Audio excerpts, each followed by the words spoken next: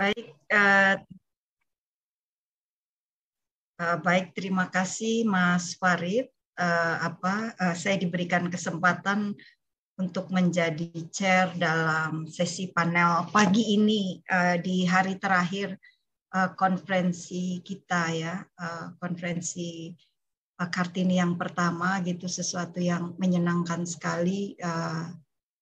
Kita bisa berjumpa dan bicara tentang persoalan yang sampai sekarang masih up to date, yang seolah-olah tidak ada, ternyata pasca kolonial pun masih ada. Baik, teman-teman dan rekan-rekan, selamat pagi, selamat datang di panel 322 tentang negara, ketidakadilan gender dan homofobia, kolonial dan pasca kolonial. Saya Kani Subianita yang akan membantu menjadi chair di panel ini pada pagi hari ini atau malam ini di belahan dunia yang lain, atau sangat pagi sekali di bagian dunia yang lain juga. Dan ini adalah bagian dari boosting kemajuan teknologi kita di era COVID ya, sehingga kita bisa berjumpa dalam model yang seperti ini. Baiklah, panel ini akan mempresentasikan hasil penelitian yang berkaitan dengan berbagai keterlibatan negara terhadap praktek kebijakan gender dan seksualitas dari zaman kolonial sampai pasca kolonial. Dampak tersebut masih bisa kita lihat sampai sekarang, khususnya yang berkaitan dengan seksualitas, di mana moralitas menjadi isu sentral yang harus ditegakkan, dan pengontrolan oleh negara terus terjadi, baik itu terjadi pada kasus terorisme, di mana perempuan terlibat di dalamnya, dan kasus homoseksualitas. Tidak ketinggalan, media pun bisa kita lihat turut serta mendukung negara dalam membuat framing berita yang disajikannya. Itu kita bisa lihat nanti dari presentasi tentang homoseksual di zaman kolonial, dan sampai sekarang kita masih bisa rasakan hal itu. Lalu kemudian kita juga akan mendengarkan bagaimana perempuan yang berjuang membela HAM, dan ini adalah para pejuang seperti Inong Balai di Aceh, itu tidak selalu mendapatkan perhatian dan perlindungan, dan bahkan didiskriminasi pasca konflik gitu. Perjuangan perempuan sepertinya bukan sebuah prestasi yang patut dihargai, kecuali bila prestasi tersebut sesuai dengan narasi besar kuasa negara di mana praktek kegiatan perempuan selalu bisa dikontrol. Baiklah, pagi ini kita sebenarnya akan mendengarkan 4 presentasi dari 4 panel, yaitu ada Mbak Arlina Dwi Oktavian, ini dari Ilmu Sejarah dari Universitas Erlangga. Presentasinya berjudul Praktek Homofobia dalam Praktek Homoseksualitas Masyarakat Kolonial, sebuah kajian sejarah gender dan seksualitas. Lalu kemudian ada Mbak Patricia Beata Kurnia dari Kajian Gender Sekolah Kajian Strategik dan Global dari Universitas Indonesia dengan tema kekerasan terhadap perempuan pembela hak asasi manusia di Indonesia.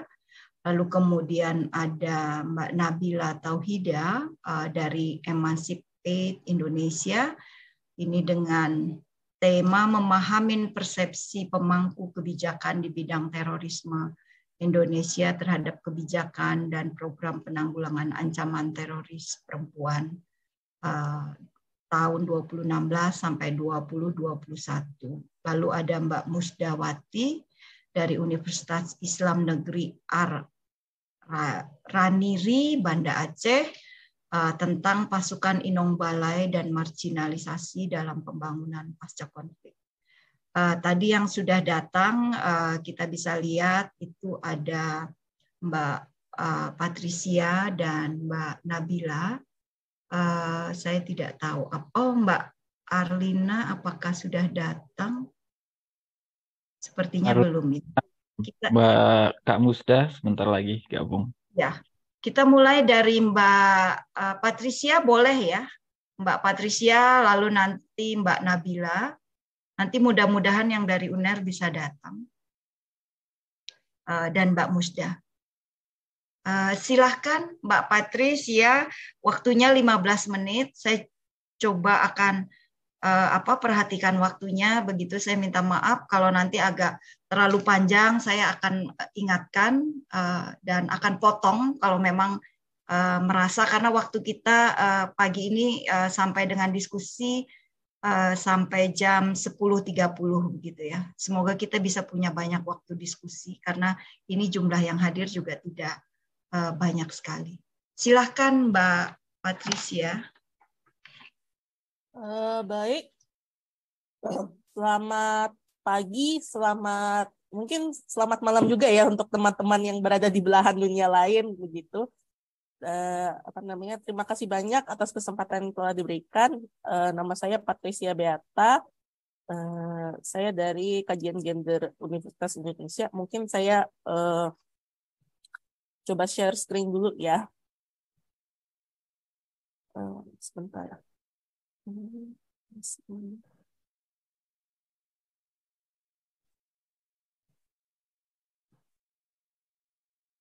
Apakah sudah terlihat dengan jelas, Bapak Ibu? Sudah. Sudah. Terima kasih banyak. Hari ini saya akan coba memaparkan begitu presentasi berjudul Kekerasan Terhadap Perempuan Pembela Hak Asasi Manusia di Indonesia. Baik, tanpa berlama-lama saya ini saja ya.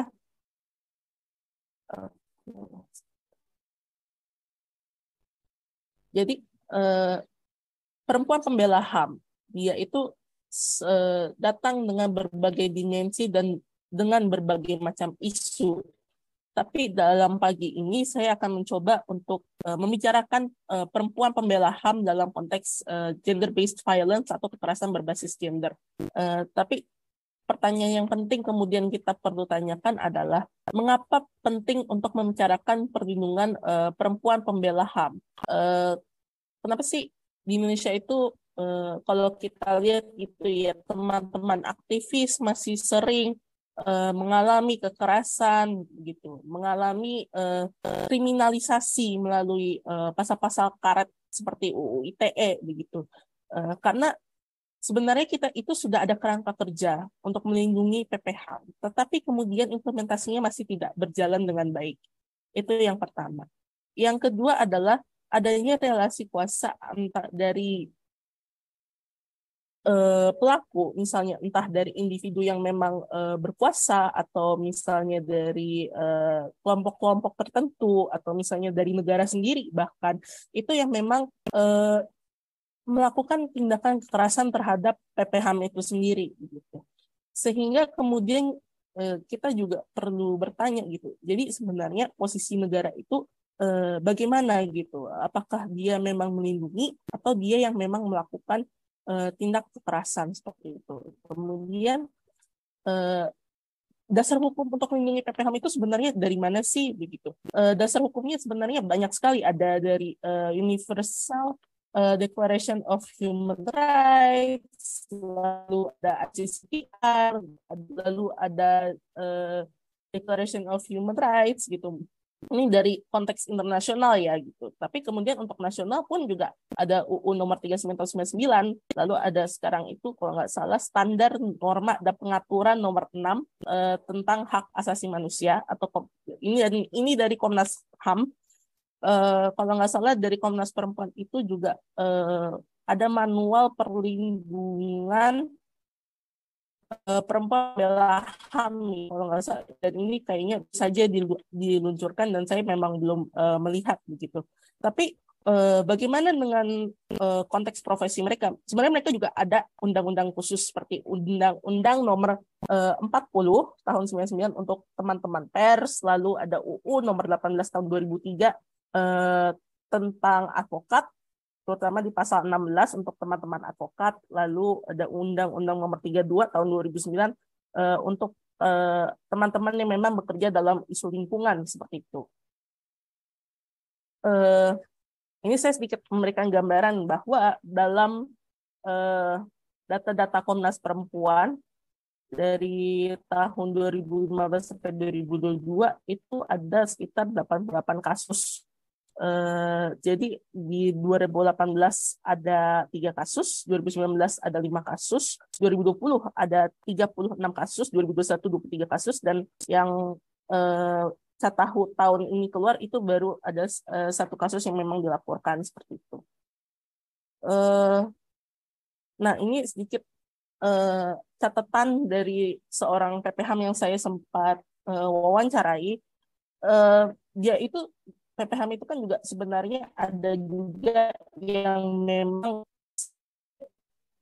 tahan penghasilan, misalnya membawa warung atau melakukan usaha-usaha lainnya begitu.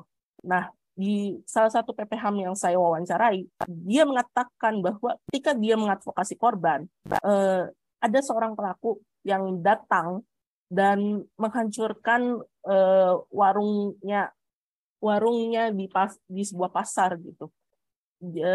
Dia bilang kepada polisi gitu, dan ketika polisi mempertemukan dia dengan ketika polisi mempertemukan dia dengan pelaku gitu, dia bilang begini, kamu menghancurkan warung saya, tapi kamu bukan menghancurkan warung nama asli pendamping, tapi kamu menghancurkan institusi yang melekat dengan diri saya, karena saya juga menjalankan ini karena tugas ini adalah tugas negara gitu. Karena kasus ini adalah kasus persetubuhan anak di bawah korban berada di bawah umur, jadi memang sangat memerlukan perhatian cukup besar, bukan cukup besar ya, cukup sensitif ya gitu. Lalu perlindungan untuk PPHAM itu seperti apa sih?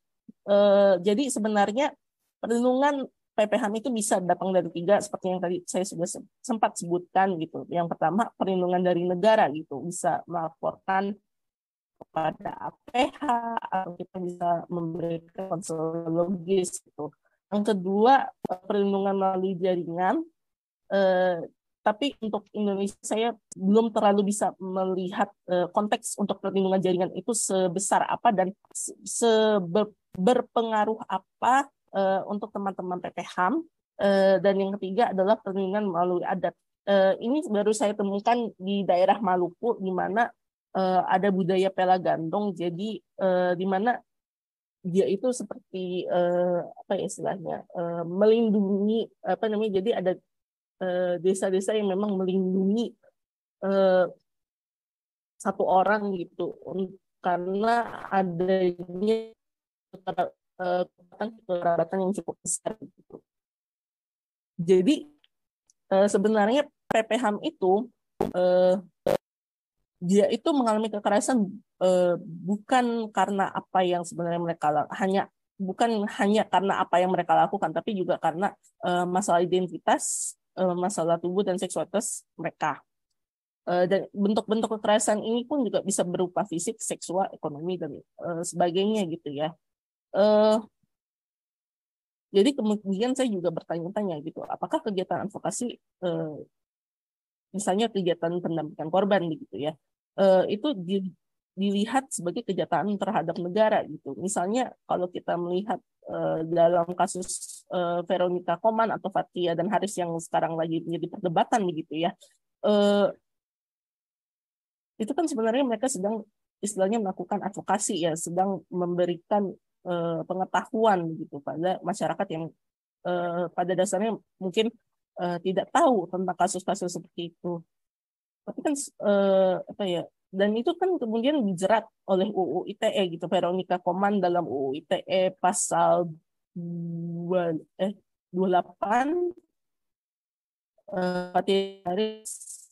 pasal 27 ya masalah.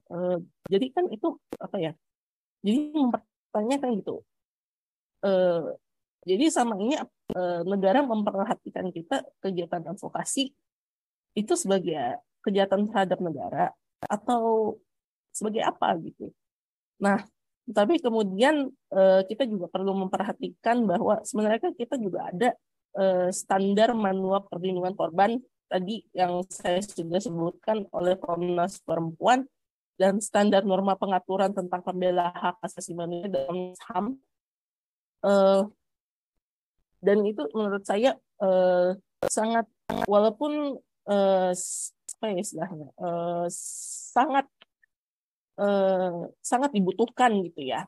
Tapi kita juga membutuhkan sebuah payung hukum yang memang bisa melindungi seluruh PPHAM, bergantung dari konteks memang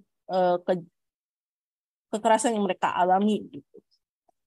Baik, jadi yang bisa saya simpulkan dari penelitian saya sekarang ini bahwa yang pertama, kekerasan berbasis secara daring dan luring memang dialami oleh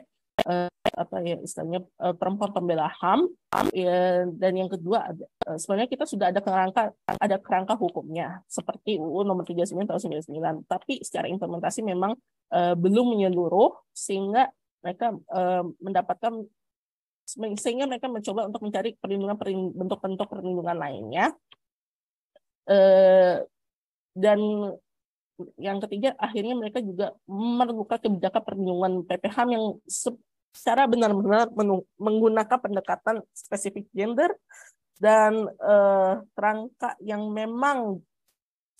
mekanisme perlindungan yang memang jelas dan memperhatikan kebutuhan dan melibatkan mereka sendiri, PPHAM, melihat konteks lokal daerah PPHAM tersebut dan konteks kejadian daring atau luring. Mungkin itu dari saya. Terima kasih dan selamat hari Minggu.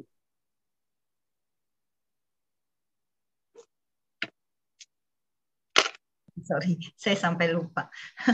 Baik, terima kasih Patricia, sangat efektif sekali presentasinya, dan kita akan langsung saja gitu ya ke Mbak Nabila. Lalu di sini Mbak Wahidah juga sudah datang, Mbak Musdawati sudah datang. Nanti yang kita sambil masih tunggu Mbak Arlin, silahkan Mbak Nabila, waktunya 15 menit. Nanti kalau lebih atau kelewatan saya nanti akan ingatkan. Ya. Terima kasih. Ya, terima kasih.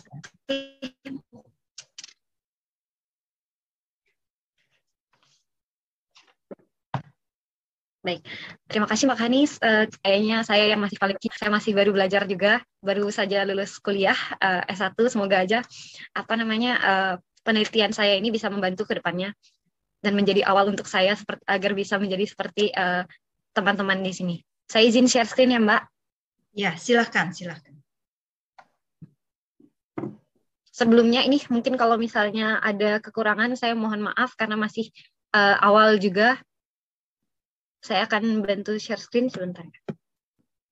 Ya.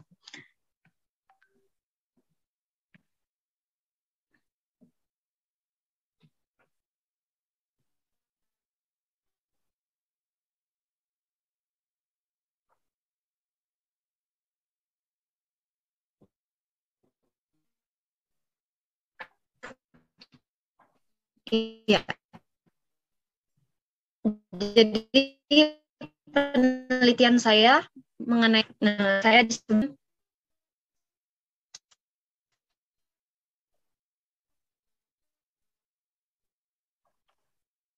Iya, ini putus-putus. Mbak Nabila mungkin Mbak Nabila ini agak Indonesia dan juga para Madinah Southeast Asia, please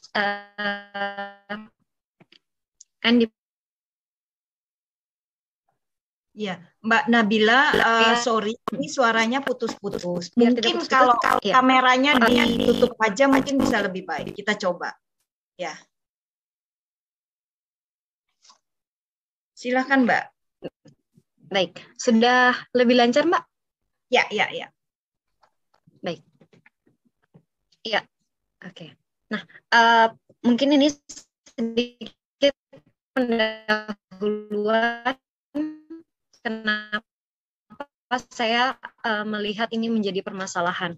Nah, terorisme sebenarnya pada umumnya sering dikaitkan dengan laki-laki. Sedangkan perempuan itu hanya atau berperan sebagai pendukung saja. Nah, ini sebenarnya ada kaitannya sosial, jenis kelamin, dan juga peran gender. Hal ini kemudian menjadi masalah. Hingga ada titik di mana terjadinya peningkatan ancaman signifikan di sana dan justru dialami oleh perempuan gitu di dalam konteks terorisme. Sebelumnya perempuan lebih sering menjadi pendukung, namun saat ini hingga pada tahun 2016 kalau tidak salah itu salah satu perempuan di Yulia itu adalah hampir menjadi perempuan pertama yang akan melakukan tindakan bom bunuh adalah dunia untuk konteks terorisme di Indonesia. Nah, kemudian yang saya coba untuk tarik adalah sebenarnya melihat permasalahan seperti ini, sebenarnya bagaimana sih perempuan itu di dalam terorisme digambarkan oleh pemangku kepentingan kita, khususnya yang di Indonesia. Kemudian sebenarnya bagaimana pengaruhnya terhadap kebijakan dan juga program yang telah dihasilkan.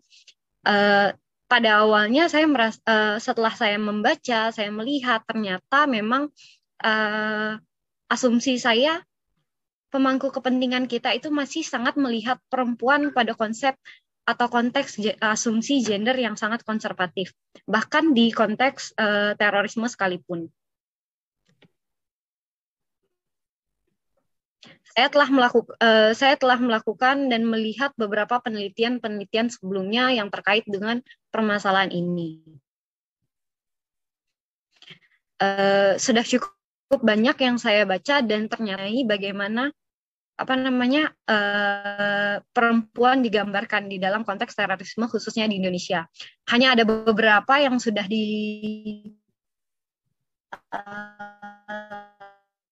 penelitian sudah dilakukan seperti bagaimana sebenarnya melihat perubahan strategi jaringan teroris yang ternyata disebabkan oleh penggunaan teknologi sebagai propaganda. Itu juga di sini bahwa sebenarnya perspektif juga sudah digunakan untuk melihat bagaimana keterlibatan perempuan ini sudah dilakukan terkait dengan pelibatan perempuan radikalisasi BNPT dan juga bagaimana motivasi perempuan terlibat dalam atau konsep penelitian ini di Indonesia. Yang saya baru lihat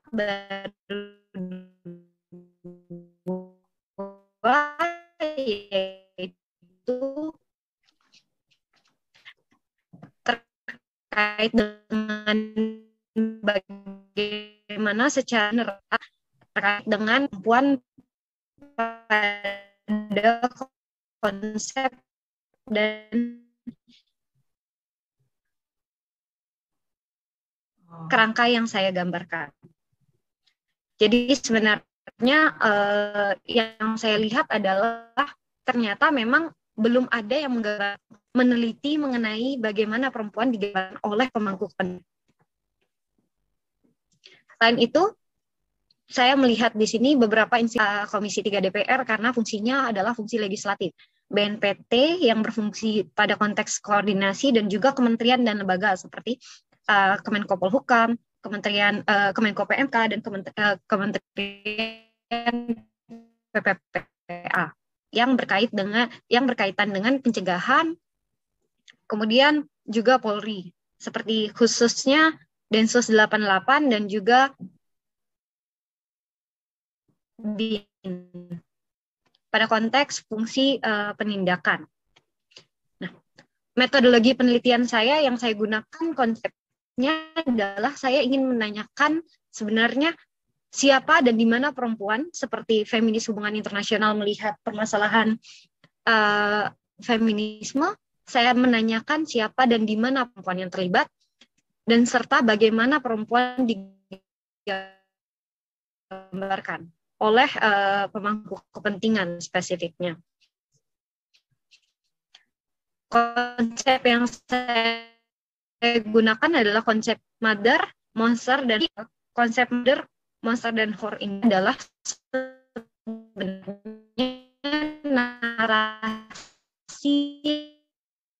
untuk menggambarkan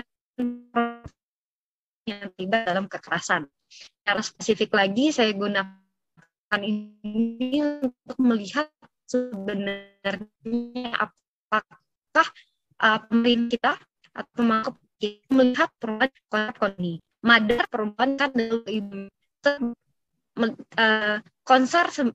Dalam konteks ini balikan dengan konsep mother. Bahwa sebenarnya perempuan itu menyalahkan atau tidak sesuai dengan konsep femininitas yang ada ya kan, ibuan perempuan.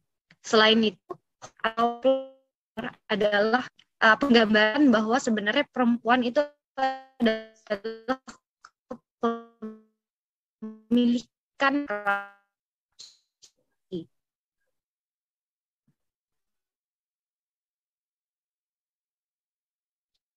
bagaimana terputus. Hilang ya sepertinya. Iya.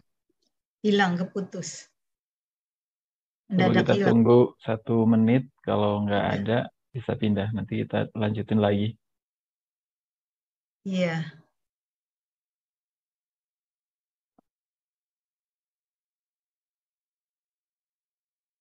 Oh, ini kembali lagi.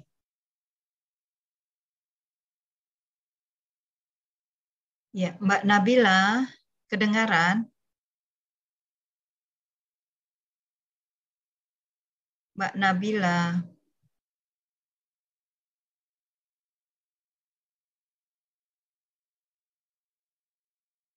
Mbak Nabila bisa dengar saya? Itu iya, di bisa, Mbak. mute. Oh, oke. Tadi hilang tuh, sampai di metode ya? Baik, terima kasih ya Mbak. Maaf, saya. Oke. Tadi, saya ulangi lagi ya. Terkait dengan metode yang saya gunakan adalah grounded research theory.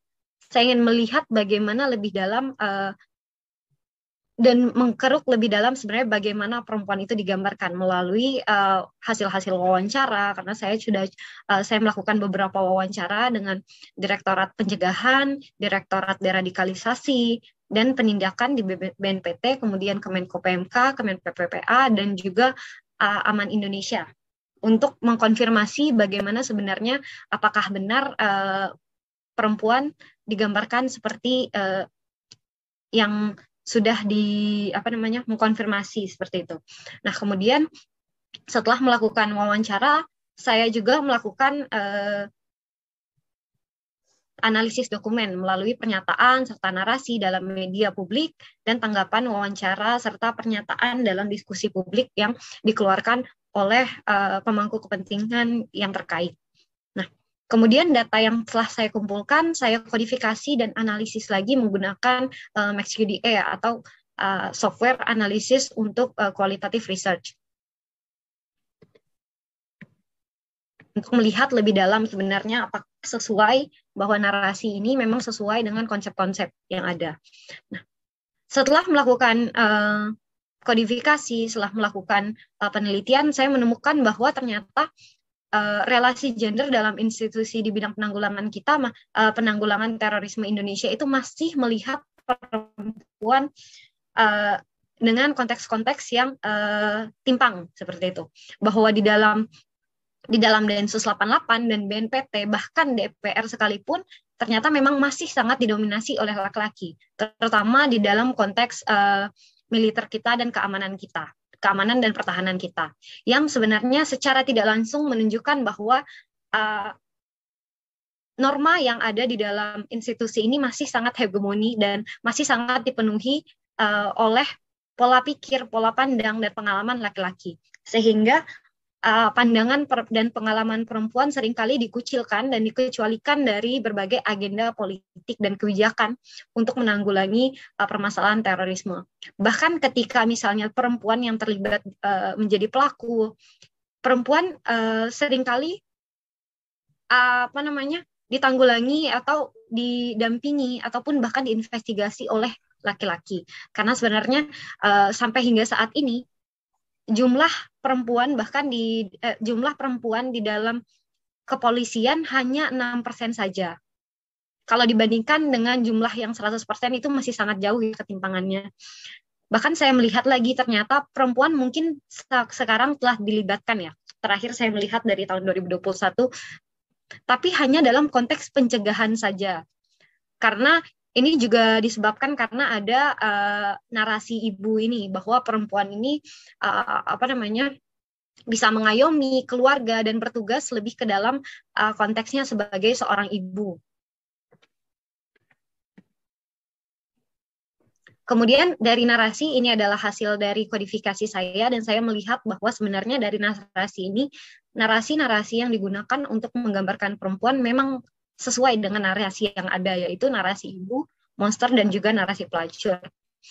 Dari narasi ibu ini saya melihat bahwa sebenarnya perempuan ini digambarkan dengan sebagai sosok yang emosional, penyayang, penyantun, sensitif, polos, patuh, setia, mudah dipengaruhi, damai, rela berkorban, pion, dan juga bahkan rentan ya. Rentan dalam artian perempuan tidak mungkin secara sadar melakukan kekerasan, karena hal ini adalah ketika perempuan melakukan kekerasan itu adalah bujukan, itu adalah sebabnya karena misalnya suaminya seperti itu, karena memang keluarganya. Ini hal-hal yang sering sekali dikaitkan dengan perempuan ketika perempuan melakukan kekerasan terorisme. Kemudian perempuan yang terlibat dalam terorisme juga digambarkan sebagai monster, bahwa sebenarnya seharusnya perempuan itu bertugas untuk mengasuh dan melindungi, bukannya malah membunuh. Jadi ketika misalnya perempuan menjadi teroris, yang dilihat adalah ada yang salah gitu. Bukan cuma perempuan sebagai manusia, tapi juga perempuan sebagai perempuan. Karena seharusnya perempuan tidak melakukan ini gitu.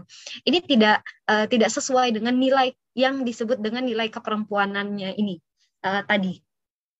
Selain itu, perempuan yang terlibat dalam terorisme juga ini mungkin lebih sedikit ya, bisa dilihat di sini jumlahnya memang lebih sedikit penggambarannya sebagai pelacur.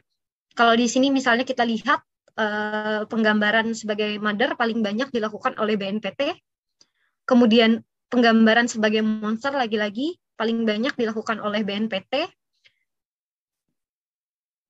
Kalau misalnya sebagai pelacur juga lebih banyak dilihat oleh BNPT. Dan saya melihat lagi ternyata di BNPT ini kalau misalnya lagi-lagi berbicara tentang ketimpangan, ternyata memang di dalam BNPT sendiri itu belum ada perempuan yang benar-benar bisa terlibat dalam pengambilan keputusan.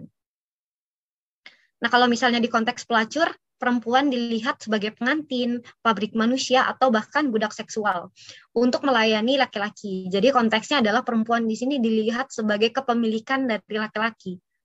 Nah, ketiga narasi ini menggambarkan bahwa sebenarnya apapun yang perempuan lakukan dalam konteks sebagai teroris, yang mereka lakukan itu adalah tidak pernah atas kesadaran sendiri, tapi atas dorongan orang lain, selalu ada kaitannya dengan orang lain, yang orang lain ini disebutkan sebagai laki-laki. Jadi ini mungkin yang kalau misalnya dibilang bahkan di konteks yang mereka lakukan sendiri pun perempuan tidak dikreditkan, walaupun sebenarnya ini sebenarnya permasalahan juga sih, sebenarnya bukan sesuatu yang bagus gitu. Kenapa kok perempuan dikaitkan dengan sesuatu yang bagus, tapi bukan dengan sesuatu yang bagus, tapi sebenarnya ingin dilihatkan adalah ini gitu. Ketika misalnya narasi ini digunakan untuk menggambarkan perempuan yang terlibat dalam terorisme, kemudian ini bukan menjadi mendukung terorisme menjadi lebih bagus gitu, tapi ini terkesan mendukung perempuan untuk terlibat dengan terorisme. Karena perempuan lagi-lagi akan digunakan quotes unquote sebagai alat gitu. Akan selalu dilihat sebagai ketika misalnya perempuan digambarkan sebagai sosok yang tidak mungkin bisa melakukan hal seperti ini, maka akan akan seterusnya perempuan tidak lihat seperti agen gitu. Perempuan tidak akan dianggap sebagai agen kalau misalnya kita masih menggunakan narasi-narasi ini. Nah, saya juga menemukan pas saya melihat dari kebijakan-kebijakan yang ada, ternyata memang kebijakan yang ada juga masih dipengaruhi oleh perspektif gender yang dimiliki pemangku kepentingan, yang masih sangat gender role, masih sangat konservatif gitu.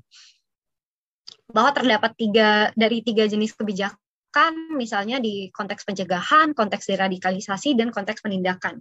Nah, di konteks pencegahan sendiri ada beberapa, yaitu terkait dengan kesiapsiagaan nasional, kontraradikalisasi, dan pemberdayaan perempuan. Nah, di dalam konteks pencegahan ini sendiri sebenarnya perempuan sudah dilibatkan, namun lagi-lagi ketika bilang perempuan sudah dilibatkan, ini hanya pada konteks keibuannya saja gitu.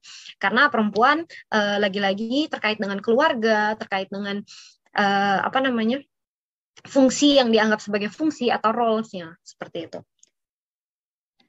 Dan juga terkait dengan narasi-narasi perempuan terkait dengan naluri keibuannya. Kemudian di konteks deradikalisasi, di dalam deradikalisasi tidak melihat gender sebagai spesifik gitu, hanya menggunakan netral gender. Namun apakah lagi-lagi akan kita tanyakan, apakah sebenarnya netral gender yang ada di dalam hukum kita atau di dalam konteks deradikalisasi ini sudah benar-benar netral, atau sebenarnya ini hanya male gaze atau hegemonitas maskulinitik yang menggambarkan bahwa ini bukan benar-benar netral karena di dalamnya agenda kebijakan itu semua dibentuk oleh laki-laki gitu. Namun memang mereka juga melihat bahwa sebenarnya di dalam deradikalisasi ini terdapat perbedaan dalam strategi penanggulangan terorisme. Misalnya dalam konteks perempuan seringkali dibilang laki-laki tidak mungkin menanggulangi atau mencegah atau misalnya mendampingi perempuan karena kaitannya dengan aurat, misalnya seringkali ini berkaitan dengan terorisme yang bersifat keagamaan. Sehingga harus perempuan yang sehingga harus sesama perempuan yang juga mendampingi seperti itu. Namun jika dilihat lagi pada konteks Densus BNPT misalnya yang bertugas melakukan deradikalisasi, apakah sebenarnya jumlah perempuan di sana cukup untuk mengafirmasi atau misalnya cukup untuk membantu mendampingi? Tapi pas saya baca lagi ternyata belum cukup gitu. Jumlah perempuan masih tidak sama gitu, bahwa masih ada ketimpangan antara relasi perempuan dan jumlah perempuan di dalam konteks deradikalisasi.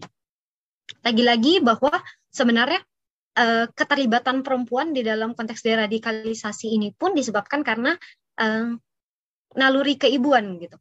Narasinya masih menggunakan narasi-narasi keibuan saja. Nah, kemudian pada konteks penindakan terdapat dugaan memang kalau misalnya di konteks penindakan ini bisa kita dilihat sebenarnya masih sangat-sangat represif. Yaitu kalau dibaca-baca, kalau misalnya saya baca-baca lagi ternyata memang banyak ya dugaan-dugaan pelanggaran hak asasi manusia oleh Densus 88 ketika melakukan proses penindakan.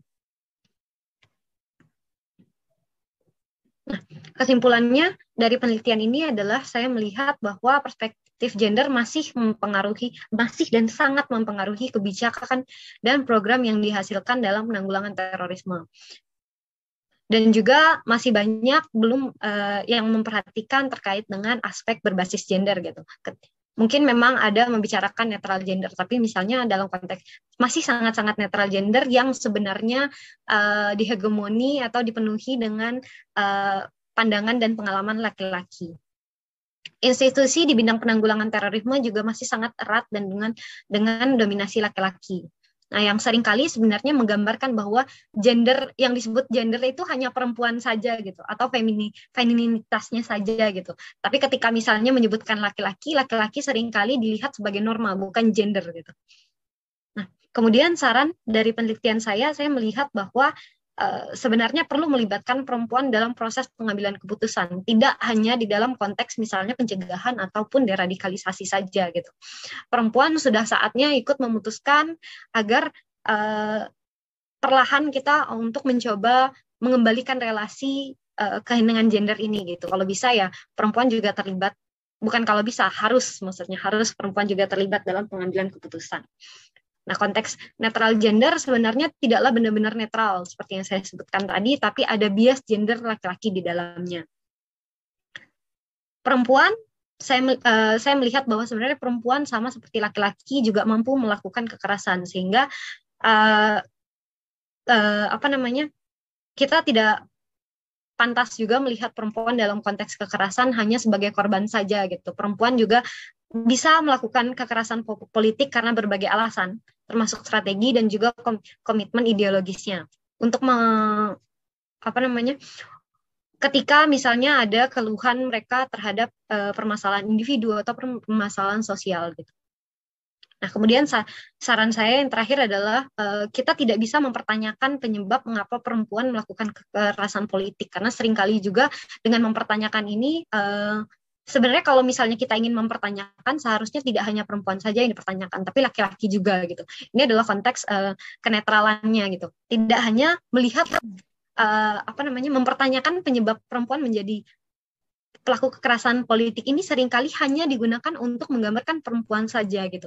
Ini tidak digunakan untuk menggambarkan laki-laki. Ketika misalnya laki-laki melakukan melakukan serangan teroris, tidak ada yang akan mempertanyakan secara langsung sebenarnya mengapa laki-laki ini melakukan hal ini gitu. Nah, kemudian sebenarnya yang saya lihat juga dari penelitian yang sudah ada, dengan mempertanyakan sebenarnya mengapa perempuan melakukan terorisme, dan juga mengapa mohon maaf sebentar.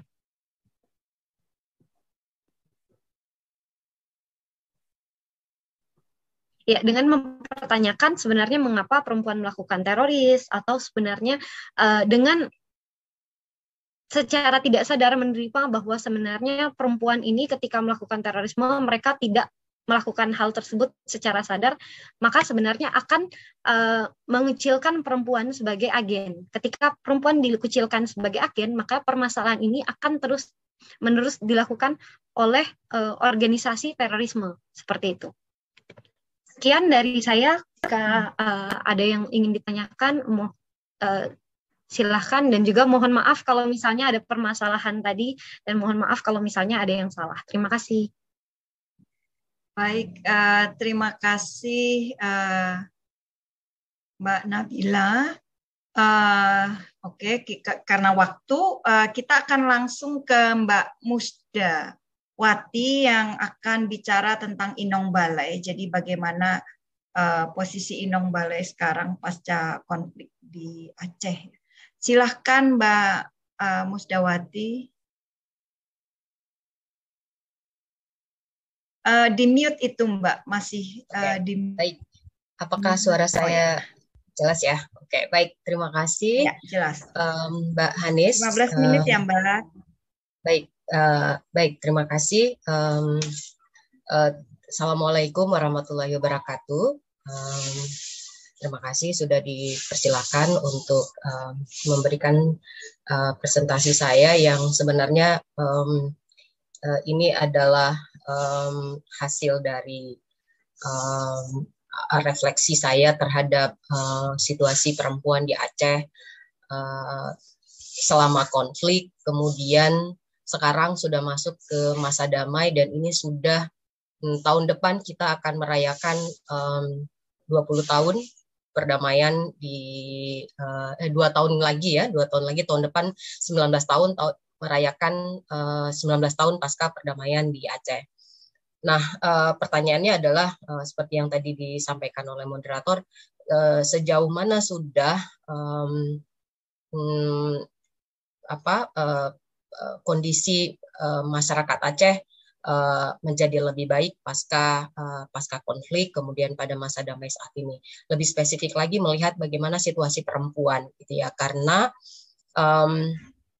perempuan termasuk kelompok yang apa ya, bisa kita bilang mereka adalah korban dalam tanda kutip, tapi mereka juga sebagian dari mereka juga ada yang sebagai pelaku dalam konflik, juga sebagai tameng, bahwa peran-peran yang dimainkan perempuan itu tidak satu kategori gitu ya, tetapi punya peran yang lebih beragam. Nah, memang pembahasan tentang Inong Bale itu adalah pembahasan yang kalau saya lihat adalah pembahasan yang minim dalam studi-studi konflik, khususnya penelitian-penelitian tentang konflik dan perempuan di Aceh gitu ya.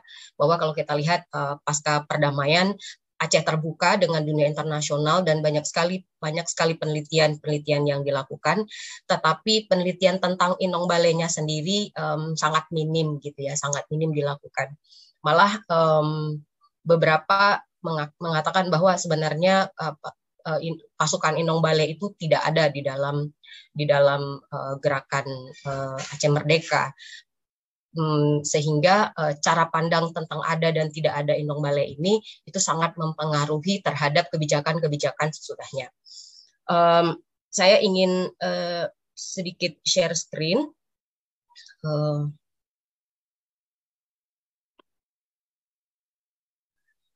Oke. Jadi di sini jadi seperti saya katakan tadi bahwa saya ingin berbagi pengalaman saja karena bahwa saya adalah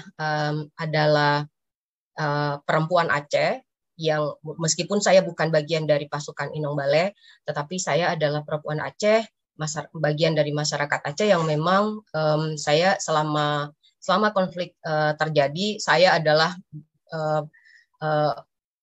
bagian yang hidup di dalamnya gitu. Jadi jika gerakan Aceh Merdeka itu lahir sekitar tahun 1976, 75, Desember 75, saya lahir 76 gitu. Bisa dipastikan bahwa sepanjang hidup saya itu memang hidup di masa konflik, sehingga pengalaman saya, pengetahuan saya selama konflik, saya pikir itu juga penting untuk dibagikan. Bahwa saat ini saya adalah pengajar di bidang sosiologi agama di UIN Araniri. Ini adalah sedikit bisa kita bilang adalah pre-elementary, jadi belum menjadi sebuah penelitian, tapi sekedar untuk berbagi beberapa hal yang telah saya buat. Nah, jadi pembahasan pada hari ini secara umum saya ingin ketika kita membicarakan tentang persoalan Aceh, agak sedikit berbeda dengan wilayah lain, di mana bahwa Aceh itu punya masalah konflik yang cukup panjang, kemudian punya tsunami, bahwa kita punya bencana tsunami, kemudian kita juga punya daerah dengan pelaksanaan syariat Islam. Jadi ketika membahas tentang persoalan di Aceh, 3 hal ini saya pikir itu harus dilihat karena 3 hal ini saling kait dan berkelindan terhadap masyarakat di Aceh. Juga begitu ketika kita membicarakan tentang isu gender, tentang perempuan, maka konflik, perdamaian, dan pelaksanaan syariat Islam itu perlu dilihat karena secara langsung itu berdampak pada kehidupan perempuan dan masyarakat secara umum. Nah, kemudian ingin melihat dalam konteks konflik dan pasca konflik, sebenarnya posisi Inong Bale itu di mana gitu. Perdebatannya adalah apakah Inong Bale secara khusus dan perempuan secara umum itu mereka adalah korban atau mereka juga sebenarnya sebagai aktor. Mereka juga sebagai aktor. Dan kalau diakui bahwa pasukan Inong Bale adalah aktor, bagaimana Inong Bale ini itu dikonstruk gitu ya di dalam konflik. Tetapi kemudian pada masa perdamaian bagaimana mereka itu dieksklud dalam wacana pembangunan gitu ya, atau pada masa rehabilitasi dan rekonstruksi di Aceh. Dan saya ingin melihat sebenarnya apa konsekuensi dari pengabaian ini gitu. Nah, seperti saya katakan tadi bahwa membicarakan tentang Aceh itu penting melihat ada ada beberapa hal yang sangat mempengaruhi tentang masyarakat Aceh. Misalkan bahwa Aceh itu punya konflik yang cukup panjang, gitu ya. Jadi kalau barangkali beberapa hanya tahu bahwa di Aceh itu ada konflik Gerakan Aceh Merdeka dan TNI yang mulai terjadi tahun 1975 dan berakhir 2005, tapi sebenarnya di Aceh itu sebelum dan pasca kolonialisasi di Aceh itu sudah ada perang, gitu ya, ada perang kolonial yang juga cukup panjang, kemudian ada perang cumbu, gitu ya, perang elit yang kemudian berdampak pada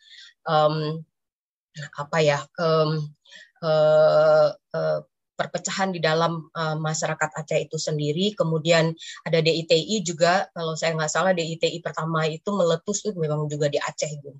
Dan kemudian Gerakan Aceh Merdeka yang terakhir. Jadi memang membaca sejarah Aceh itu seperti membaca sejarah perang gitu yang tidak pernah selesai. Malah ada teman saya bilang bahwa sebenarnya di Aceh itu hampir 10 tahun itu ada konfliknya gitu. Jadi ada perangnya. Maka di awal kemarin itu ketika perundingan perdamaian terjadi di tahun 2005, beberapa pihak karena banyak perdamaian di tempat lain itu juga biasanya bertahan, ada yang bertahan 10 tahun, 20 tahun, malah 70 tahun kemudian perang lagi. Beberapa juga menyaksikan apakah perdamaian di Aceh ini akan terus berlangsung atau berangkat dari sejarah yang sebelumnya bahwa dalam periode tertentu perang akan terjadi lagi gitu. Tapi alhamdulillah sampai hari ini tahun depan kita akan merayakan 19 tahun perdamaian di Aceh. Perang yang pernah terjadi itu mudah-mudahan tidak berulang kembali gitu. Nah, bahwa cerita tentang konflik itu tidak hanya bicara tentang pertikaian antara GAM dan TNI, tetapi salah satu dampaknya itu adalah memberikan dampak pada terjadinya pelanggaran yang sangat hebat gitu ya di Aceh selama 30 tahun itu gitu ya, dengan beberapa fase ya, ada daerah operasi militer, beberapa fase daerah operasi militer, dan gagalnya beberapa perundingan perdamaian itu memang membuat situasi di Aceh tambah parah. Kemarin beberapa minggu yang lalu ada wacana ya, ada muncul lagi berita di media dan juga itu viral tentang rumah gedung ya. Rumah gedung itu adalah simbol dari pelanggaran HAM yang terjadi di Aceh, dan kemarin itu dengan kebijakan bahwa rumah gedung itu akan diratakan. Terus ada terjadi beberapa perdebatan di dalam masyarakat bahwa harusnya rumah gedung itu dipertahankan karena itu adalah bagaimana anak-anak muda harus belajar tentang pahitnya selama konflik, dan rumah gedung itu menjadi simbol di mana orang belajar tentang konflik masa lalu dan belajar untuk tidak mengulangi kesalahan yang sama. Nah, konflik juga sebenarnya tidak hanya pada secara fisik ya, tetapi bagaimana konflik itu juga menghancurkan berdampak pada mental ya, pada mental masyarakat, pada masyarakat khususnya kecurigaan gitu ya, bahwa kita bisa bilang hampir semua karena daerah operasi militer itu terjadi di seluruh Aceh, jadi statusnya berlaku di seluruh Aceh, bisa kita katakan adalah bahwa memang mayoritas masyarakat Aceh adalah korban gitu ya, berdampak dari pelanggaran HAM ini. Misalkan saya dari kecil, saya tinggal di daerah Langsa, dan di Langsa itu nyaris masyarakatnya lebih heterogen. Jadi kalau ada provokasi GAM ataupun TNI, nyaris itu nggak terlalu berpengaruh gitu. Tetapi dari kecil saya terbiasa melihat tentang mayat yang ditemukan di paret misalkan ya. Kemudian ada orang yang terbunuh atau orang yang ditemukan di tengah jalan juga dalam kondisi yang luka atau meninggal gitu ya. Dan itu tidak pernah ada pemulihan gitu ya, dan tidak ada pemulihan masyarakat secara umum itu tidak ada pasca konflik itu, pasca pemulihan terhadap psikologis karena dampak dari perang ini itu tidak ada gitu ya. Jadi maka beberapa orang bilang bahwa ini menjadi sangat penting karena bisa jadi dendam itu masih ada dan itu tidak diselesaikan, dikhawatirkan ke depan itu akan menjadi pemicu munculnya hal yang sama lagi gitu, orang akan menuntut untuk perang lagi. Kemudian dampak dari konflik, jadi konflik belum selesai. 2004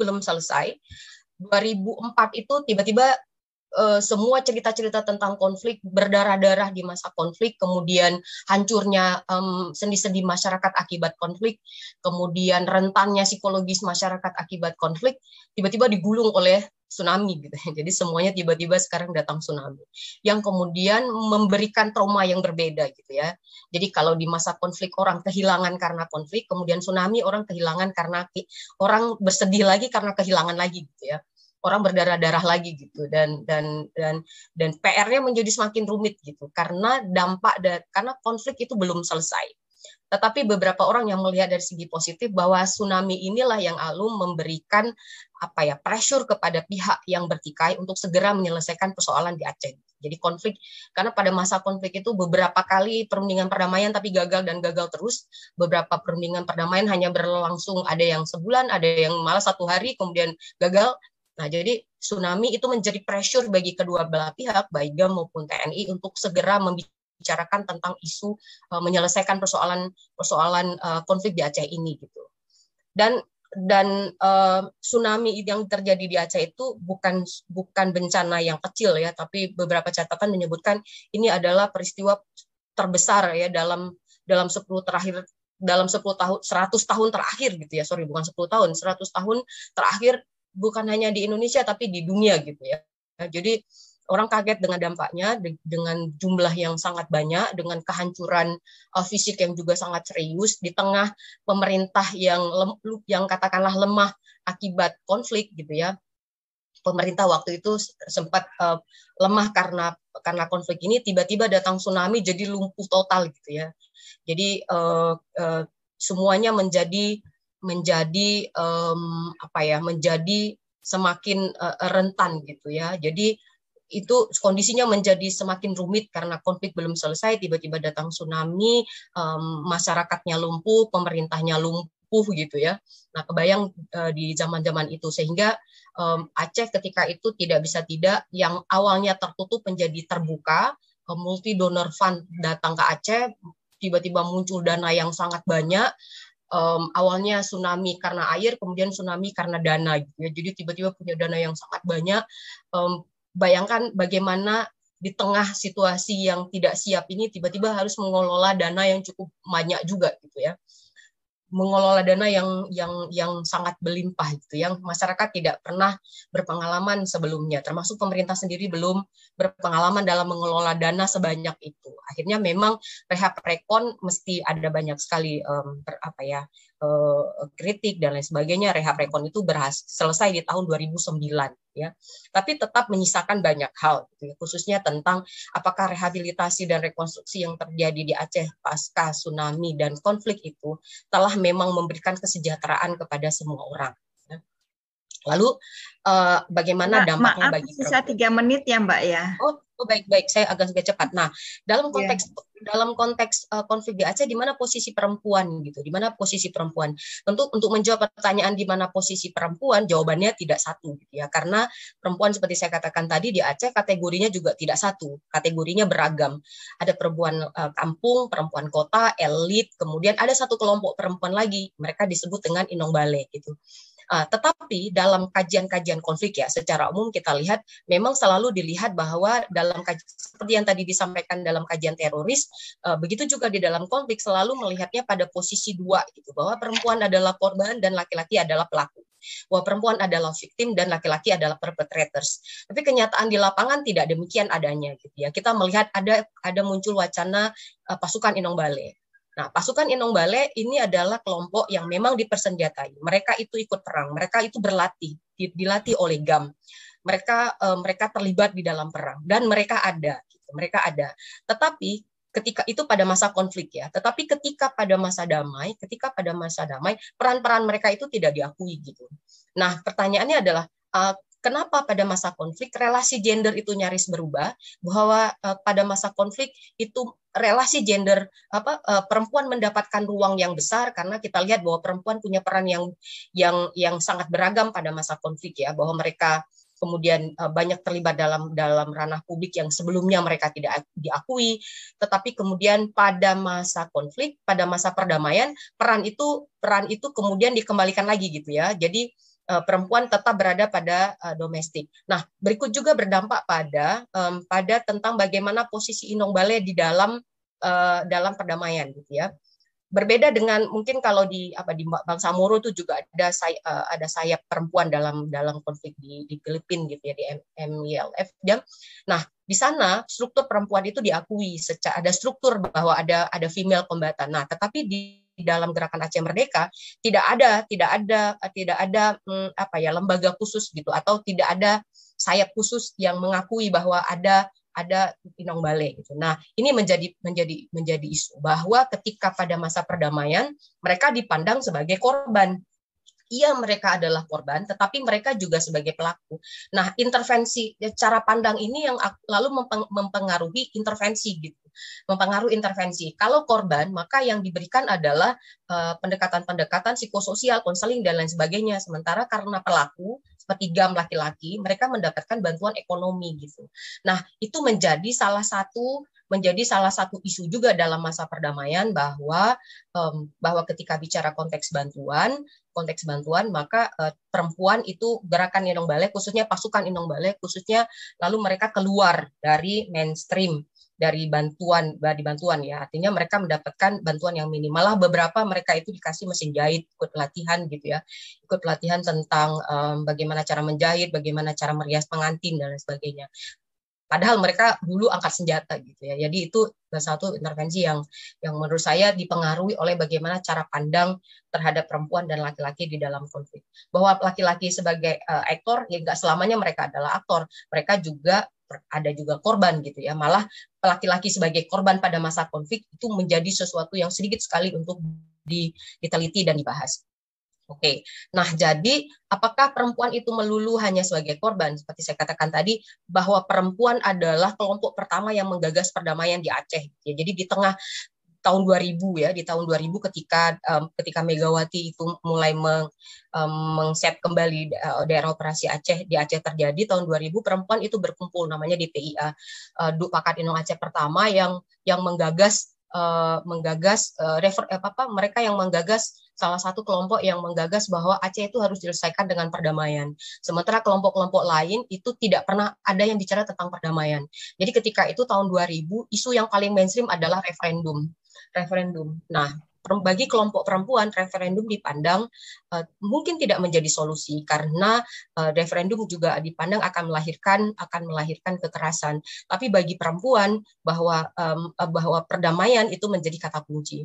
Di tengah kelompok-kelompok lain yang membawa isu referendum sebagai solusi untuk menyelesaikan di Aceh, lalu kelompok perempuan DPIA ini merekomendasikan perdamaian, terus tiba-tiba mainstream bilang bahwa perempuan tidak paham tentang politik gitu. Nah, di sini membawa kita untuk melihat bahwa cara-cara yang dilakukan oleh perempuan itu berbeda dengan cara-cara yang dilakukan oleh laki-laki gitu. Bahwa bagi perempuan usaha-usaha untuk membangun perdamaian itu bukan hanya dalam bentuk yang bentuk formal gitu, tapi bentuk-bentuk informal seperti seperti pertemuan-pertemuan yang seperti tadi saya katakan, kemudian dari kehidupan mereka sehari-hari di dalam masyarakat, mempengaruhi anggota perempuan yang lain dan sebagainya untuk membicarakan perdamaian, itu dipandang tidak politik gitu ya. Jadi itu menjadi penting, dan perempuan juga sebagai penyaga komunitas ketika laki-laki itu menjadi rentan. Ada kampung janda di Aceh. Kampung janda itu adalah satu kampung di daerah Aceh Aceh Utara, di mana di situ tidak ada lagi laki-laki, yang ada hanya perempuan, karena laki-laki harus lari dari kampung karena kondisi konflik yang meningkat, yang ada anak-anak kecil, dan perempuan itu kebanyakan mereka kelompok-kelompok perempuan ini yang berinisiatif untuk membuat sekolah bagi anak-anak. Mereka lalu juga yang membuat 2 menit lagi ya. Oke. Sorry, 2 menit saya kasih tambah 2 menit. Baik. Nah, jadi secara umum saya bisa katakan bahwa saat ini secara umum saya bisa katakan bahwa pasca perdamaian, bahwa saat ini tentang perempuan dan isu gender di Aceh itu masih menyisakan banyak hal gitu ya. Partisipasi perempuan yang masih rendah, kemudian angka kekerasan dalam rumah tangga yang juga masih tinggi. Kemudian kalau ke depan kita bicara tentang politik, partisipasi perempuan di politik dan parlemen itu juga masih sangat rendah. itu masih menyisakan beberapa isu pasca perdamaian gitu. Saya ingin mengutip sebagai penutup bahwa tidak ada perdamaian kalau tidak ada kesetaraan dan keadilan gender bagi perempuan gitu, dan bahwa Aceh sudah berdamai secara formal, perundingan perdamaian sudah terjadi, tetapi sebenarnya tidak hanya perempuan, tapi masyarakat secara umum itu masih bergelut dengan persoalan-persoalan kemiskinan, masih bergelut dengan persoalan ketidakadilan, kemiskinan, dan lain sebagainya. Nah, jadi PR ke depan adalah sebenarnya perlu membicarakan lagi semua elemen yang ada di dalam masyarakat Aceh, bagaimana itu untuk mengisi perdamaian ini yang lebih berdampak pada kehidupan semua anggota masyarakat, termasuk laki-laki dan perempuan. Terima kasih, saya kembalikan. Terima kasih banyak. 3 presentasi yang sangat menarik ya. Saya tidak tahu apakah Mbak Arlin datang atau tidak ini ya. Tapi kalau saya cek namanya nggak ada di list kehadiran. Nggak ada. Oke, baik. Kita akan langsung dengan diskusi. Mbak Mu, sorry, boleh di close untuk sharing screen-nya? Sebentar. Ini kenapa ini hang? Oh ya, oke, baik. Ya, nggak apa-apa. Baik, terima kasih banyak Mbak Mus. Lalu tadi tiga presentasi yang sangat menarik dari panel pagi ini ya. Dan semuanya bicara tentang perempuan. Dan kita melihat bahwa tadi ada perempuan pembela HAM, lalu kemudian ada perempuan dan terorisme, perempuan teroris, begitu. Lalu juga ada Inong Balai. Di sini kelihatan sebenarnya menjadi penting bagaimana melihat di mana perempuan begitu ya, atau di mana posisi perempuan begitu ya. Tetapi menjadi menarik juga sebenarnya mengapa demikian itu kalau kita melihat bagaimana perempuan didefinisikan, lalu kemudian bagaimana perempuan diposisikan dan bagaimana perempuan dinarasikan dalam konteks yang berbeda-beda, baik itu pembela HAM, baik itu terorisme, dan baik itu perempuan pejuang begitu ya. Nah, waktu dan kondisi itu berpengaruh terhadap bagaimana ketiga hal ini dibentuk begitu ya, dibentuk sehingga kemudian negara sebagai kuasa itu kemudian membangun narasi-narasinya begitu. Lalu agensi itu tiba-tiba seolah-olah tidak ada, begitu ya. Ini menarik. Baiklah, kita akan berdiskusi. Waktu kita agak pendek, begitu ya, sekitar 25 menit. Kita akan coba. Silahkan siapa yang mau bertanya. Di sini saya melihat Mbak Esti. Saya silahkan kalau ada 3 penanya langsung, begitu ya, sambil Mbak Esti bertanya, silahkan memperkenalkan diri, lalu kemudian pertanyaan ditujukan kepada siapa, lalu kita menunggu 2 penanya yang lain sebelum 3 panelis akan menjawab, atau bergantung pada panelis siapa pertanyaan ini diajukan. Silahkan Mbak Esti. Ya, saya Esti Susanti. Saya terlibat pada 2 penelitian topik ya, dan satunya terorisme, itu tadi saya nikmati. Selamat presentasi yang bagus. Untuk Mbak Patricia ya, saya akan memberikan tambahan ya tentang pejuang HAM yang menjadi korban. Kalau nggak salah tadi perspektifnya itu individu ya, tapi juga ada korban lembaga ya. Seperti saya mengalami trauma ya ketika lembaga saya kan sangat aktif di bidang dulu ya, Yayasan Hotline Surabaya itu sangat aktif di bidang pencegahan dan penanggulangan trafficking anak. Nah, ada korban kekerasan pada anak gitu ya. Jadi anak yang mengalami pelecehan seksual oleh guru ngajinya, kita dapat masukan dari kepala sekolahnya, anak ini berubah kepribadiannya. Lalu kita mendampingi ada 3 atau 5 korbannya. Memang tidak terjadi koitus ya. Kemudian kita berjuang keras bersama keluarga dan sekolah. Lalu pada saat gelar kasus itu dibatalkan karena ini pemuka agama di kampung dan karena juga tidak ada bukti tentang keperawanan itu. Lalu yang tragis itu yang membuat saya trauma ya. ngeri gitu ya. Ini keluarga korban ini diusir dari kampung itu yang tinggal beberapa generasi dan dianggap sebagai pelaku mencemarkan nama baik pemuka agama. Nah sekarang ini saya senang sekali ya karena ada perkembangan seperti sekarang ini ya. Tapi maksudnya korban lembaga itu kalau ditelusuri kasusnya banyak loh. Kami mengalami ini tidak hanya satu ya, banyak sekali. Ini yang paling serem. Lalu yang kedua ke Musdawati. Saya melakukan penulisan studi tentang pahlawan di Aceh. Misalnya Malahayati yang dia menjadi jenderal ya. Lalu kan Inong Bale kan muncul dari pasukannya dia. Kesimpulan saya itu heran melihat sekarang kok kenapa di Aceh itu kok dulu perempuannya begitu powerful, begitu menggetarkan hati ya. Sekarang ini di Aceh kok hanya soal yang dipersoalkan pakaian, naik sepeda motor yang mengkangkang dan sebagainya. Lalu sebetulnya ada masalah apa ini? Ada pada Acehnya atau pada negara Indonesianya ini pertanyaan saya. Lalu yang ketiga tadi tentang teroris perempuan, saya kira pergeseran tadi menarik ya presentasinya tentang korban dan agent dan peranan perempuan. Memang perempuan dimanfaatkan ya. Kalau bisa dapat negosiasi batin perempuan ini, kan kita kalau terperangkap di dalam struktur menindas itu kan kita kan punya strategi negosiasi ya. Juga ada kesadaran. Apakah itu ada atau tidak? Terima kasih. Baik, terima kasih Mbak Esti. Apakah ada pertanyaan yang lain dari teman-teman?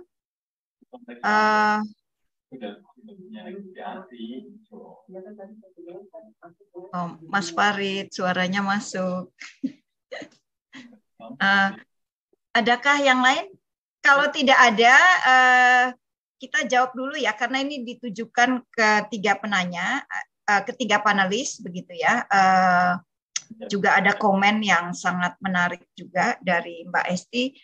Silahkan boleh direspon Mbak Patricia, Mbak Nabila, dan Mbak Mus. Kayak gitu loh, maksudnya yang dikasih kamu hal yang kayak gitu bisa dikontrol karena perempuan punya agensi. Apa boleh saya duluan? Iya, boleh Mbak Mus. Ya. Baik, terima kasih Mbak Esti, pertanyaan yang sangat menarik sekali, dan ini juga pertanyaan yang banyak dipertanyakan oleh teman-teman ketika bicara tentang perempuan di Aceh, bahwa pada era Kesultanan abad 17-16 sampai dengan akhir abad 17 memang kita punya sejarah di mana perempuan menjadi ratu ya, hampir 70 tahun gitu ya, bahwa Aceh itu pada masa sebelum kolonial itu Aceh itu dipimpin oleh perempuan gitu ya.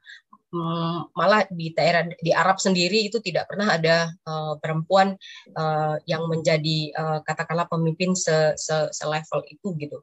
Dan sejarah Aceh juga punya banyak sekali pahlawan-pahlawan perempuan gitu ya, termasuk Malahayati yang tadi disebut, itu adalah Laksamana Malahayati, juga di abad ke-17. Sebenarnya istilah Inong Bale itu memang muncul dari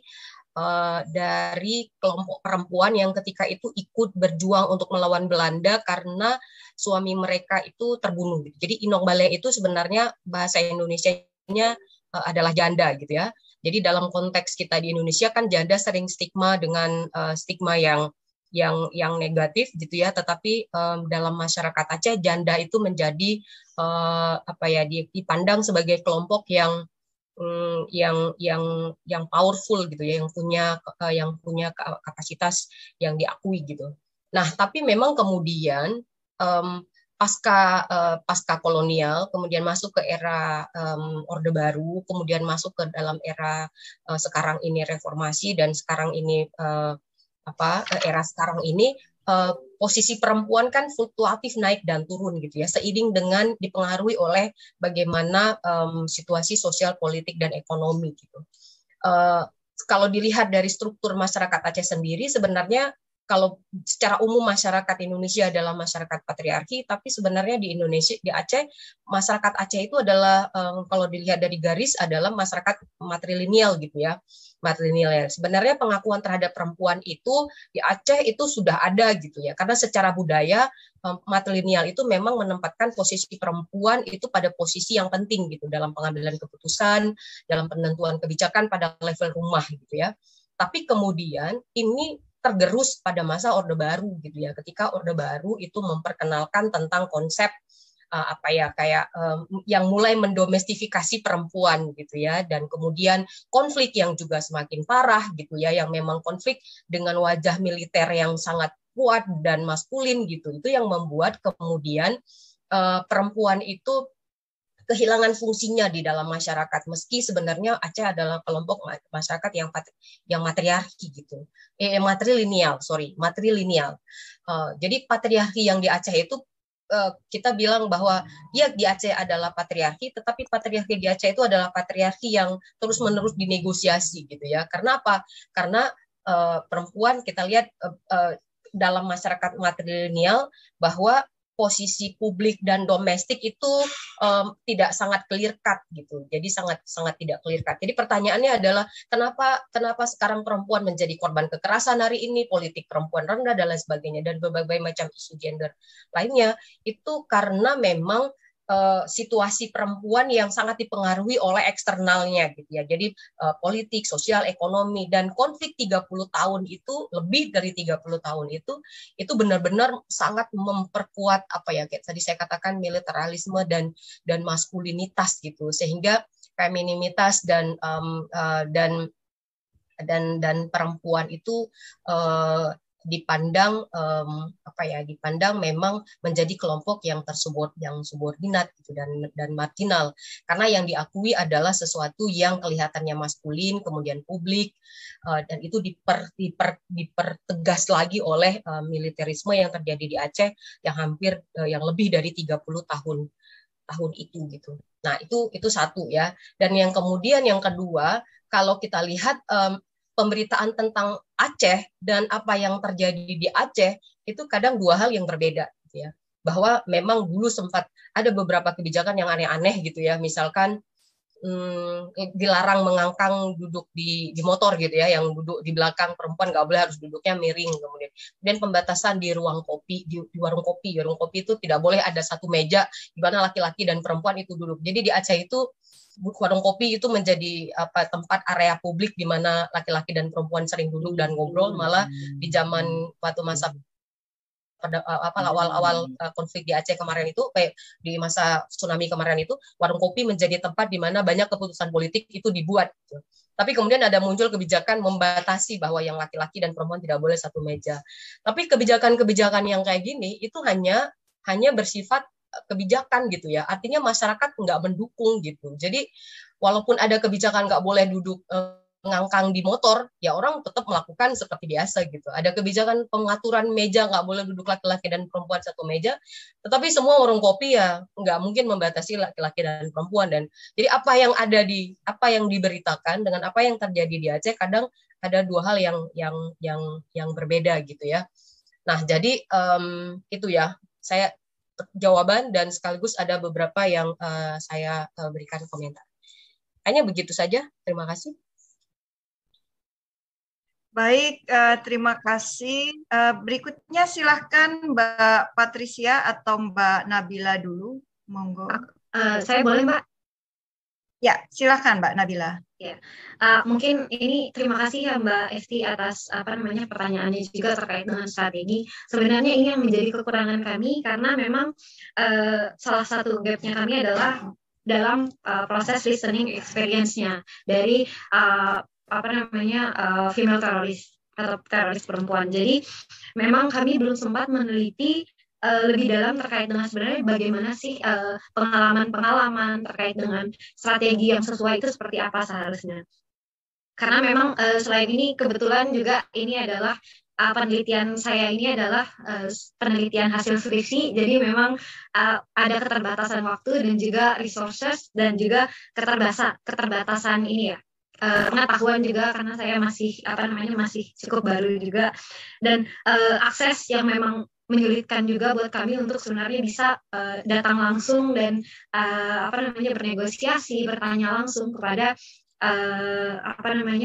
teroris perempuannya, Mbak. Jadi sebenarnya kalau misalnya mau ditanya strategi apa yang bisa kami tawarkan, yang memang langsung dari dari pengalaman itu belum ada, Mbak. Mungkin kedepannya nanti kalau misalnya saya mau S2, saya ada rencana untuk mencari lebih dalam mengenai sebenarnya bagaimana pengalaman dari teroris perempuannya sendiri gitu. Itu sih, Mbak.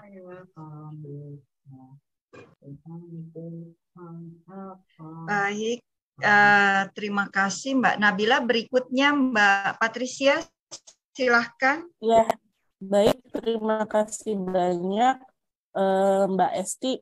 Mungkin mohon maaf tadi karena tadi sempat suaranya putus-putus di di device saya. Mungkin pertanyaannya bisa diulang lagi. Halo. Ya enggak, saya memberikan apa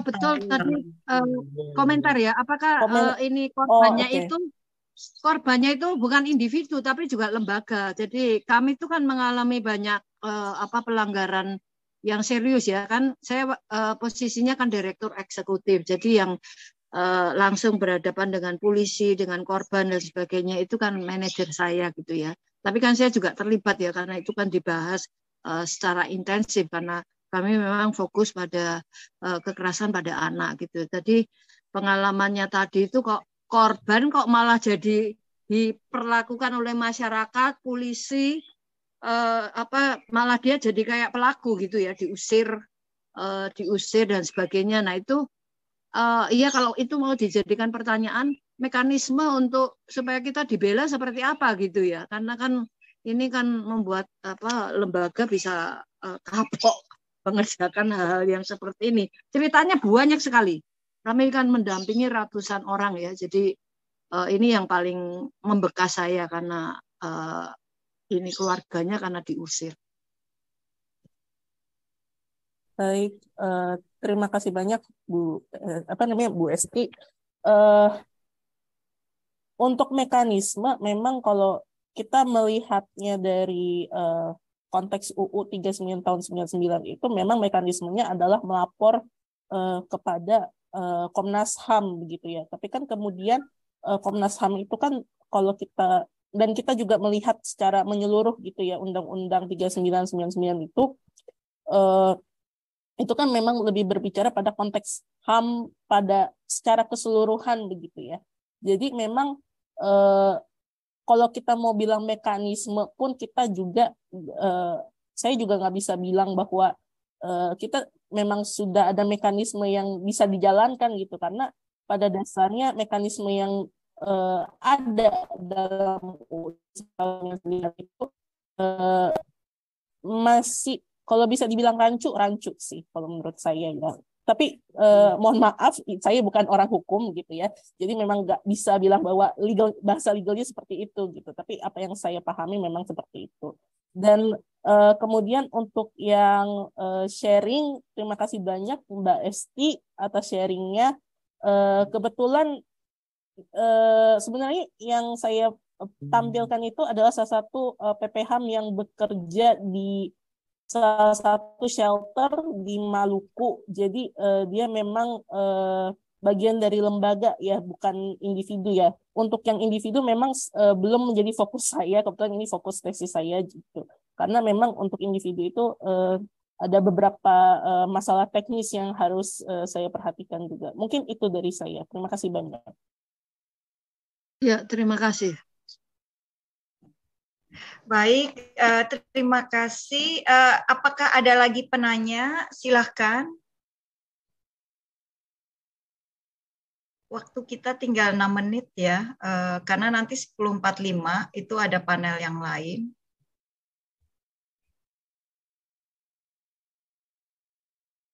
Oke, Kalau tidak ada, mungkin kita bisa ini aja karena waktunya sangat pendek sekali.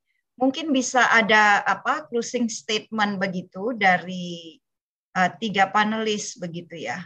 Karena ini kan menarik kalau kita tadi melihat bagaimana agensi perempuan itu kemudian kan menjadi pertanyaan begitu oleh oleh penguasa begitu ya.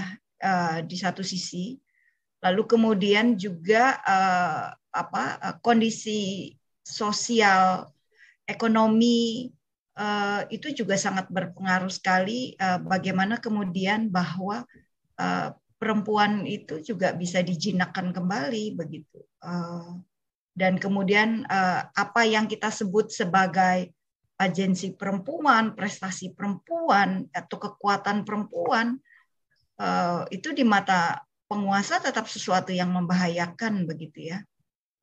Lalu kemudian tadi Mbak Nabila menggunakan istilah hegemonik maskulinitas itu untuk penjinakan perempuan itu bias laki-laki begitu, bahwa negara yang direpresentasikan oleh laki-laki itu dalam pembuatan kebijakannya terhadap perempuan itu betul-betul tidak berpihak pada perempuan begitu. Dan itu diperlihatkan dengan sangat detail oleh Mbak Musdawati dan juga Mbak Patricia begitu ya.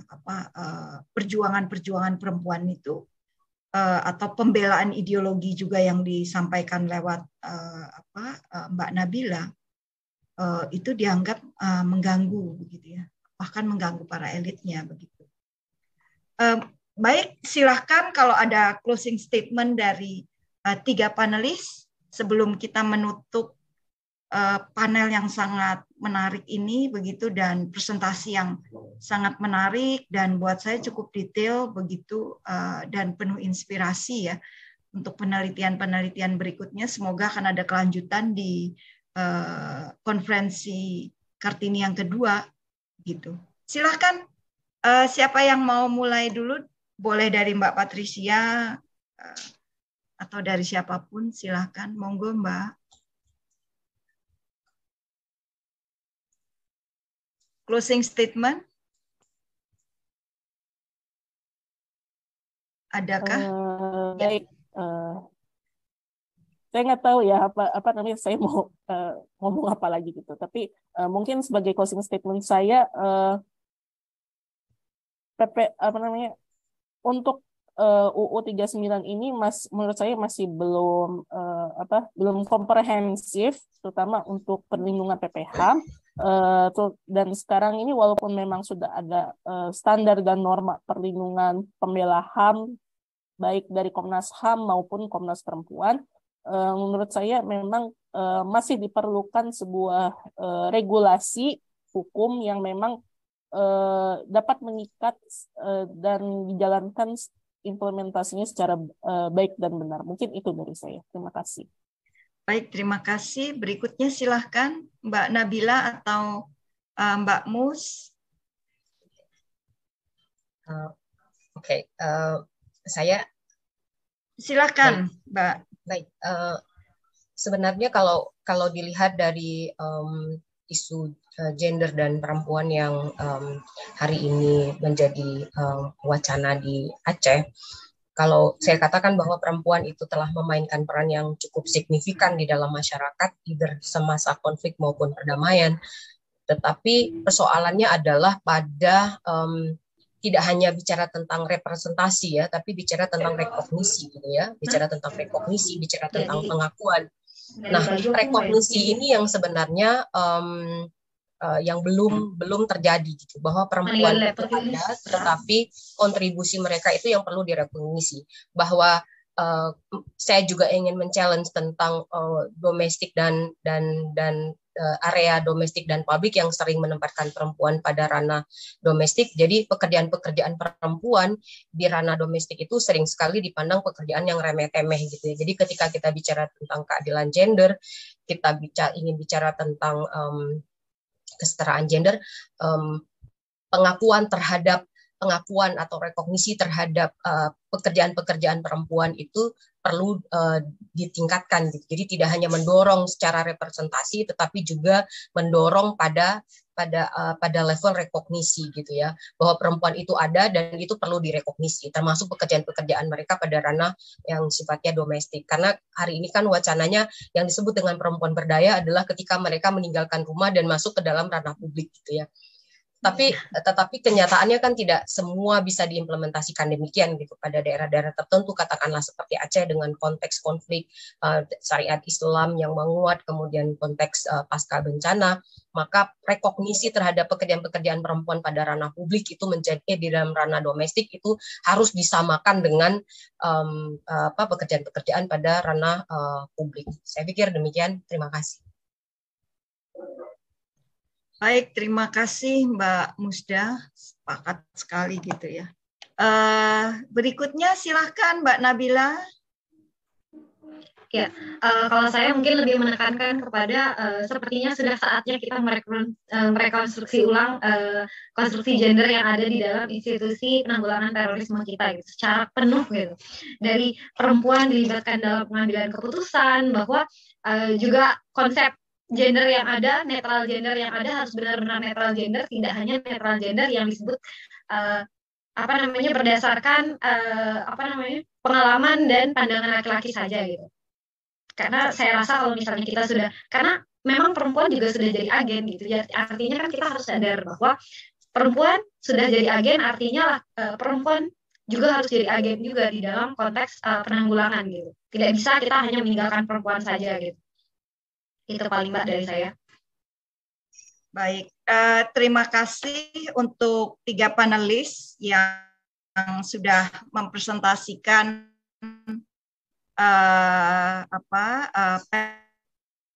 papernya begitu ya, hasil riset yang tadi di Aceh begitu.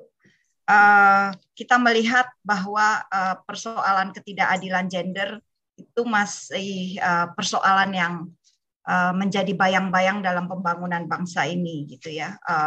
Walaupun kita menyebut diri bahwa kita sudah merdeka pasca kolonial, ternyata problem yang ada pada zaman kolonial itu sampai sekarang masih menjadi bayang-bayang kehidupan bangsa ini begitu, terkait dengan persoalan ketidakadilan gender.